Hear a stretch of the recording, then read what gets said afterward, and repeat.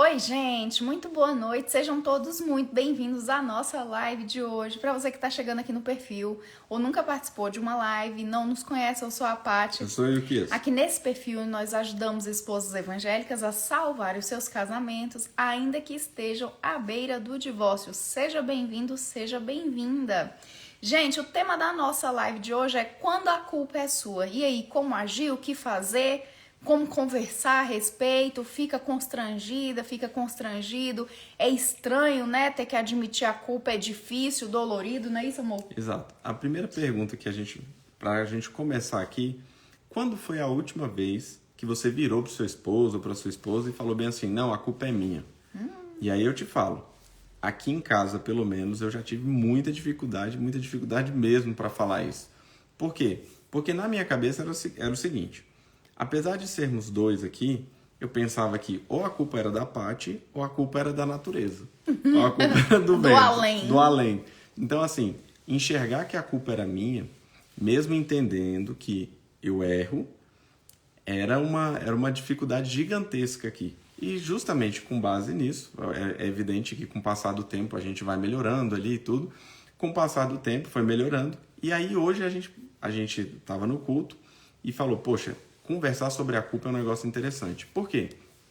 Porque a gente que é evangélico, normalmente a gente tem uma ideia de que, olha, a gente precisa do perdão divino, a gente precisa realmente entender, se entregar ali na presença de Deus para que Deus nos perdoe e a gente possa continuar vivendo, para que a gente possa estar mais perto dele. Só que qual o problema disso? O problema é que a gente consegue fazer isso de forma tão clara quando é relacionado à igreja, mas quando é relacionado ao esposo ou à esposa, a gente não consegue enxergar essa necessidade de forma tão evidente assim. Então, com base nisso, nós trouxemos aqui 5 pontos, vamos trazer 5 pontos aqui, para a gente conversar um pouco, porque falar isso em voz alta, realmente reconhecer, não simplesmente deixar subentendido, não, como são dois aqui, quando o erro não é dela, o erro é meu. Não deixe subentendido, realmente fale isso. Por quê? Desculpa. O primeiro ponto, por que você tem que falar, realmente reconhecer, virar para a pessoa que está do seu lado e falar, olha, a culpa foi minha, me desculpe, eu errei. E é evidente que a gente já falou a gente já fez um vídeo aqui falando sobre o perdão. Então hoje a gente não vai falar sobre o perdão. A gente vai falar sobre a primeira parte, que é o quê? A capacidade de você verbalizar, falar em voz alta que errou. Por que isso é tão importante? E por que eu tinha uma dificuldade tremenda em falar isso aqui? Porque parte da dificuldade não está em você verificar que errou. Está, sim, na questão da humildade,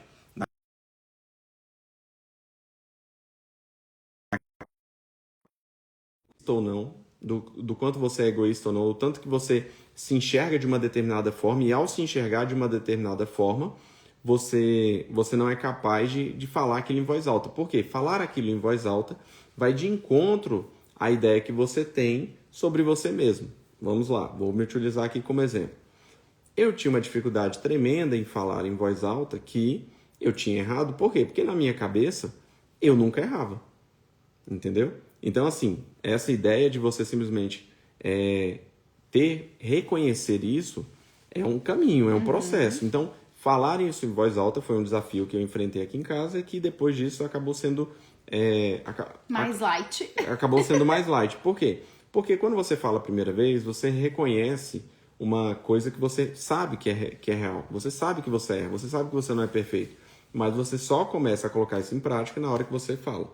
E a partir do momento que você fala, a gente já vai para o nosso segundo ponto, que é o quê? Quando você fala isso, você começa a pensar um pouco sobre suas próprias atitudes. A autorreflexão. Então, primeiro, a humildade. Segundo, a autorreflexão. A autorreflexão é a nossa capacidade de realmente pensar sobre as nossas atitudes. Realmente pensar se aquilo que eu estou fazendo, se aquilo que eu fiz deveria ter sido feito daquele jeito, né? Se não havia outra possibilidade, né? Exatamente. Se aquilo que eu fiz tinha que ter sido feito daquele jeito, se aquilo que eu fiz realmente te ofendeu, ou poderia ter te ofendido, ou se você merecia ser tratado de uma forma melhor. Então, perceba que quando a gente fala da autorreflexão, da nossa capacidade de verificarmos os nossos próprios atos, isso também influencia na nossa própria relação com Deus. Porque às vezes a gente entra tão no automático de pedir perdão a Deus, que a gente fala assim, Deus me perdoa por tudo. Deus me perdoa pelos meus pecados de hoje. Quando você fala isso, você corta um pouco a sua possibilidade de realmente falar, caramba, olha, eu errei nisso aqui. Aqueles pecados ali que muitas vezes não ficam tão evidentes, eles não são... Eu não tenho a oportunidade de aprofundar e perceber que eu estou cometendo. Por quê? Porque, infelizmente, eu simplesmente usei o geral. É igual virar e falar bem assim, amor, me desculpa por tudo. Não, seja específico. Olha, ontem eu errei com você por causa disso e disso e disso. Então, me desculpe por causa daquilo ali. Né? Quanto mais específico a gente é o que o Will falou, mais possibilidade a gente tem de ver que o que a gente fez ou falou foi realmente equivocado, sabe? Quando você vai para desculpa genérico, pedir desculpa genérico, você evita um enfrentamento daquele problema. Então, é como se você colocasse uma nuvem sobre aquele problema. Você sabe que existe o problema atrás da nuvem, você pede desculpa por ele, mas ele não está transparente o suficiente, ele não está claro o suficiente para você discernir exatamente qual é o ponto que você tem que melhorar a partir daquilo ali. Então, quando você pede desculpas de uma forma específica, quando você reconhece, você também é capaz de enxergar o quão bobo, imaturo ou inadequado ou inadequada você foi. Então, quando a gente fala em voz alta exatamente o motivo das nossas desculpas, a gente também tem a possibilidade de se escutar. E aí, quando a gente se escuta, a gente fala, meu Deus do céu, que bobeira que eu fiz, que inadequada que eu fiz, pra que eu vou falar isso? Desnecessário. E a gente tem a possibilidade de crescer. Perfeito. Então, a grande sacada por trás desse pedido de desculpas também não é só para alcançar o perdão do nosso esposo ou da nossa esposa, mas é também para a gente poder crescer com aquilo ali, para a gente poder ser um ser diferente a partir daquela experiência. Exato. Então, a humildade, a autorreflexão, e aí a gente entra no nosso terceiro ponto. Quando a gente passa a falar isso em voz alta, quando você realmente fala, olha, eu errei, aquele dia ali eu poderia ter feito mais, e perceba que o que a gente está fazendo aqui não está necessariamente relacionado ao nosso esposo, à nossa esposa, sentir ofendido, se sentir mal com aquilo. Não, você simplesmente, devido a um padrão moral estabelecido com base na sua relação com Deus, você começa a verificar as suas atitudes, verificar aquilo que você faz. Então, primeiro, humildade. Segundo, autorreflexão. Terceiro, quando eu passo a fazer isso, a nossa comunicação há uma melhora. Por quê? Porque se eu sou capaz de reconhecer os meus próprios erros falando em voz alta para a Paty começa a enxergar que a nossa conversa é uma conversa muito mais profunda. Porque se eu tenho coragem de reconhecer as minhas falhas, isso traz intimidade. Porque perceba, você não chega para um desconhecido ou para uma pessoa que você não conhece e conta as suas fraquezas. Não. Quando você compartilha uma fraqueza, quando você compartilha um segredo, há uma condução natural da outra pessoa do outro lado, né? Seja um colega, seja um amigo, seja um colega de trabalho, seja o seu esposo, seja a sua esposa, em compartilhar também. Então, essa reciprocidade, ela acaba existindo. Né? Então, quando você fala para o outro, quando você compartilha sua fraqueza, no lugar de você ficar achando bem assim, nossa, ele vai me enxergar como uma pessoa com falhas. Você não pode ter certeza. Ele já sabe que você tem essas falhas. O mundo te enxerga como ser humano com falhas. Exatamente. Então, quando você fala, isso traz uma comunicação mais transparente. Por quê? Porque normalmente a nossa comunicação, o jeito que a gente tem para conversar com as pessoas, normalmente vem sempre com algumas máscaras, né? Então você utiliza um certo cuidado para falar, você controla o que você realmente vai conversar com as pessoas. Então, quando você abaixa um pouco a guarda e conversa desse jeito com seu esposo ou com sua esposa, o relacionamento de vocês acaba ficando um pouco mais fácil de ser conduzido. Por quê? Porque a comunicação fica muito mais direta, né? Fica muito mais transparente, né? Por assim dizer.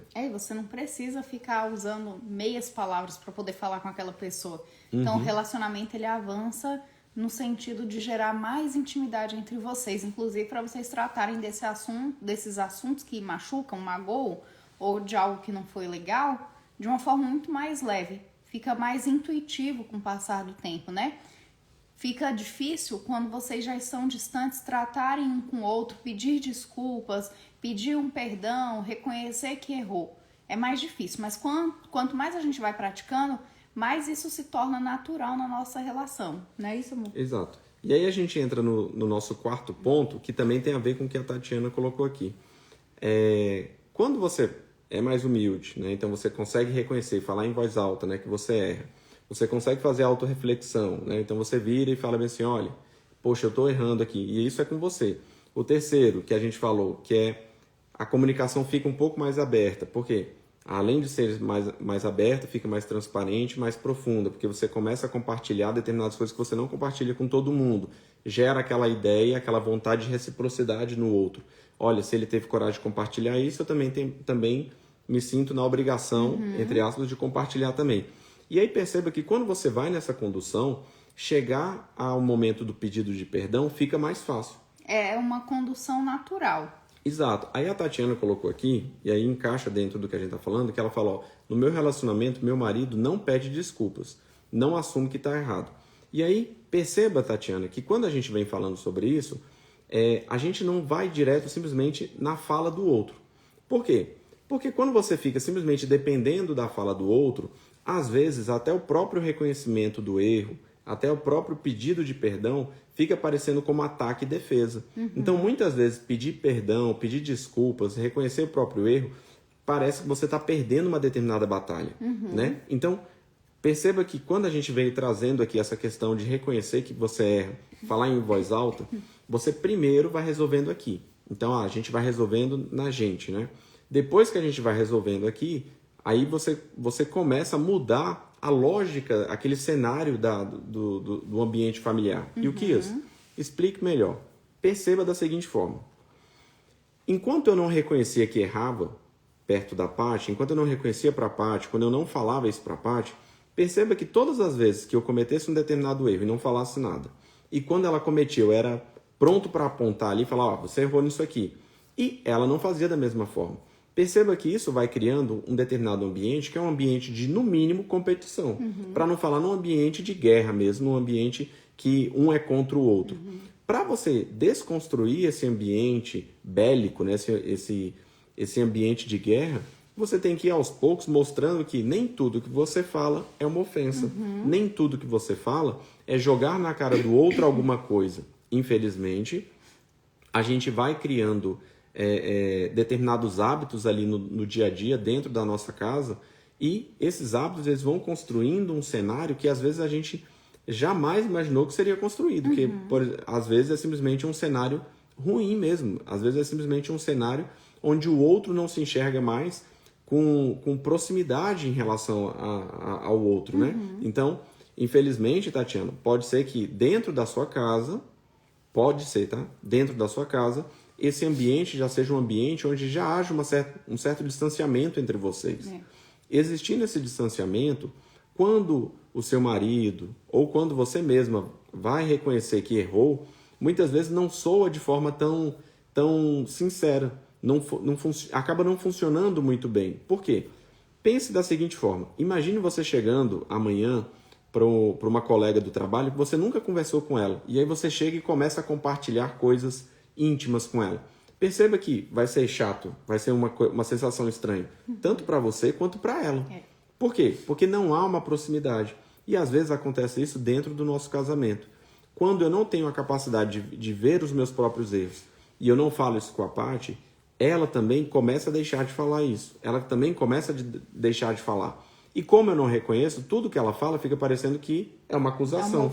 É uma ofensa. Então, quando a gente traz aqui que a gente primeiro vai resolvendo a gente. Olha, eu vou pedir perdão sem esperar que ele peça perdão.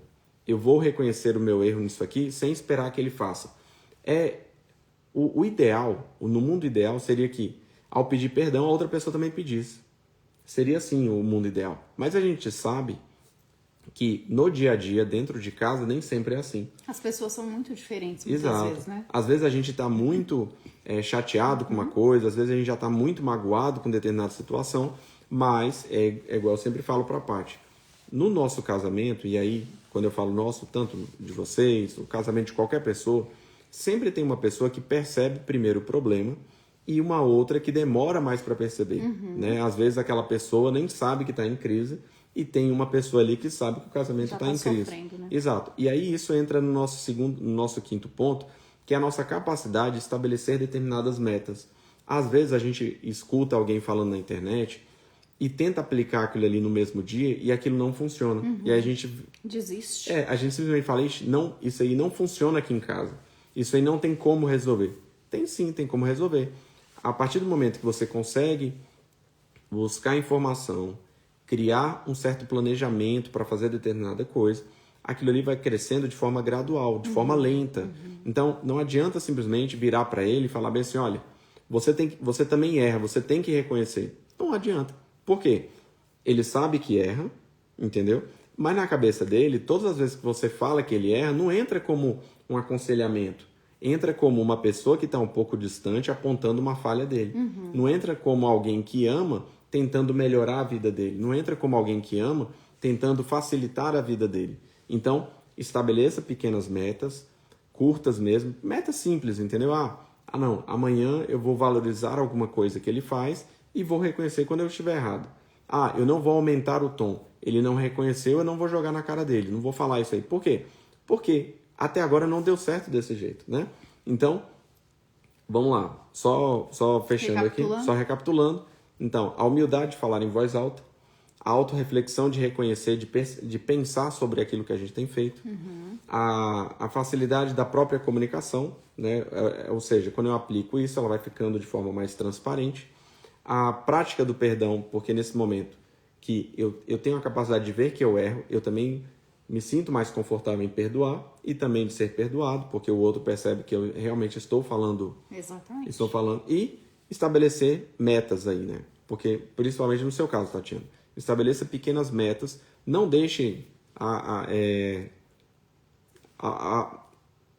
ao Léo, exatamente. Não deixe ao Léo, né? Não deixe que as coisas aconteçam. Não, estabeleça pequenas metas. Da mesma forma que você tem uma certa organização no seu trabalho, para cuidar da sua casa, para cuidar dos seus filhos, estabeleça também essa mesma organização, essa mesma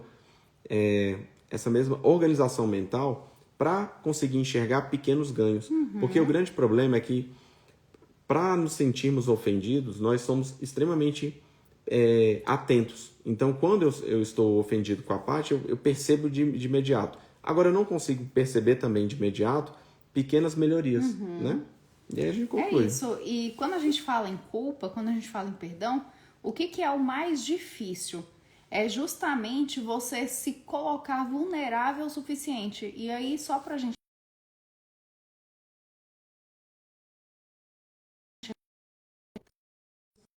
se coloca vulnerável, a gente tá colocando o nosso coração na mão de outra pessoa. Nem todo mundo tem essa facilidade. Então, às vezes a dificuldade que você tem, o seu esposo tem, de pedir perdão, que isso aqui não é uma coisa que só você passa no mundo, isso aqui a gente já enfrentou outras vezes aqui, inclusive na nossa relação, né, amor?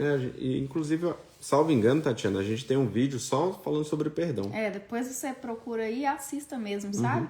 Porque aí você também pode conversar com seu esposo a respeito disso. Tentar compreender por que ele tem essa dificuldade. Por que há essa casca, né?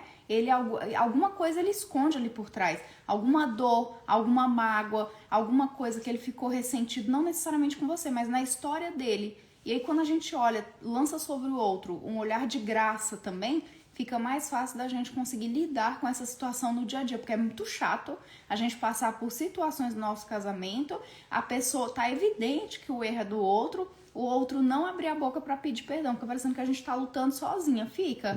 Mas aí o nosso papel, a nossa postura, ela tem que ser uma postura também cristã nesses momentos, né? É de olhar pro outro com a misericórdia, com graça, tentar compreender, tentar puxar o que tá por trás daquilo ali, sem colocar o dedo de acusador no outro. Perfeito. Que aí fica mais leve de lidar com esses momentos também, certo?